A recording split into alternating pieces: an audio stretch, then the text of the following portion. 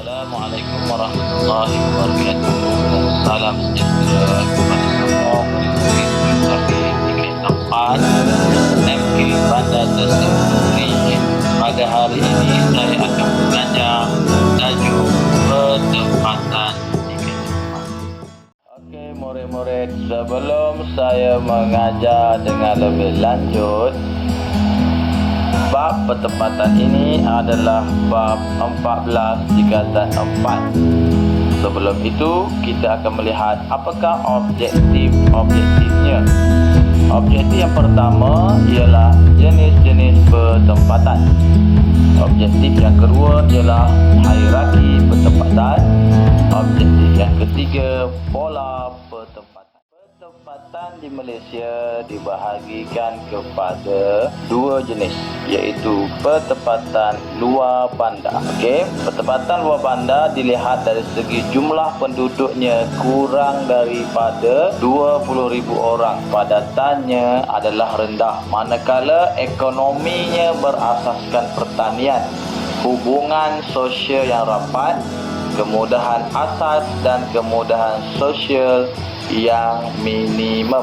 Dan ekonomi utamanya iaitu kegiatan pertanian, pembalakan, perlombongan, perikanan. Contoh, Kampung Kubang Palas, Kelantan, Kampung Beluka, Perlis, Lahad Datu, Sabah, Bario di Sarawak. Dapat dilihat dari segi jumlah penduduknya melebihi 20,000 orang. Kepadatan penduduk adalah tinggi. Permodenan dari segi tanah, kegiatan ekonomi, kemudahan sosial dan infrastruktur serta cara hidup. Kegiatan ekonomi seperti perniagaan dan perkhidmatan. Contoh Kuala Lumpur, Johor Bahru, Kuantan, Kuching dan Kota Kinabalu. Okey, untuk 14.2 iaitu hierarki pertempatan. Ia bermula dari bawah, kalau kita lihat, iaitu daripada kampung akan berkembang menjadi pekan, bandar, bandaraya, metropolis dan megalopolis. Kita boleh lihat kepada rajah tersebut.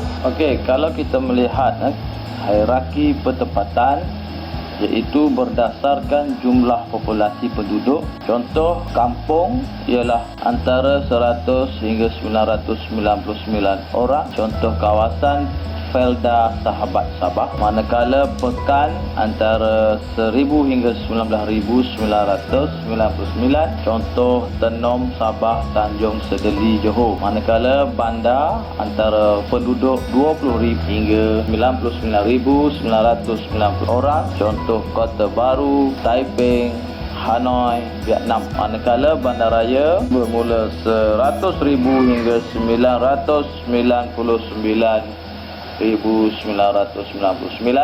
Contoh Kuching, Ipoh, Cape Town, Afrika Selatan. Manakala metropolis bermula antara 1 juta hingga 2,999,999 orang. Bangkok, Beijing dan Jakarta. Manakala megalopolis jumlah populasi penduduk melebihi 3 juta orang. Contoh pertempatan Boston, Washington, USA, Shanghai di China. Okey, untuk 14.3 iaitu pola pertempatan.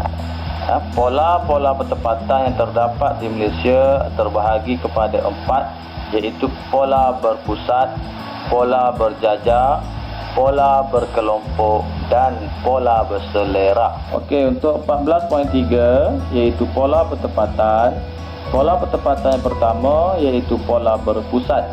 Ciri-cirinya ialah susun atau rumah adalah padat, bangunan dan rumah dibina padat dan bertumpu di sekeliling pusat tumpuan penduduk seperti masjid, sekolah, persimpangan jalan raya. Contohnya Seremban, Dubai, Amariyah Arab Bersatu. Okey, untuk pola yang seterusnya ialah pola berjajar. iaitu susun atau rumah dan bangunan terletak dalam satu barisan atau deretan. Manakala rumahnya dibina selari dengan sungai, tali air, jalan raya atau jalan kereta api. Contohnya di sepanjang landasan kereta api di Klang ke Kuala Lumpur, laluan kereta api Shinkansen di Tokyo, Nagoya, Kyoto, Osaka di Jepun. Okey, manakala pola berkelompok pula iaitu dapat dilihat dari segi susun atau rumah dan bangunan adalah rapat dalam satu kelompok yang terancang dan teratur. Contohnya di kawasan tanah rancangan Felda dan Ladang Cesonis, Kuala Kurau, Perak. Seterusnya yang terakhir ialah pola berselerak, iaitu susun atau kediaman dan bangunan tidak sekata. Rumah dibina berselerak tanpa susunan, jaraknya agak jauh antara satu rumah dengan yang lain dan terpencil. Selain itu, ia terletak di kawasan luar bandar dan dibina di kawasan tanah persendirian. Aktivitinya ialah menjalankan aktiviti pertanian seperti kawasan kebun kecil, getah, padi dan kelapa sawit. Sekian dahulu pembelajaran kita pada hari ini. Assalamualaikum warahmatullahi wabarakatuh.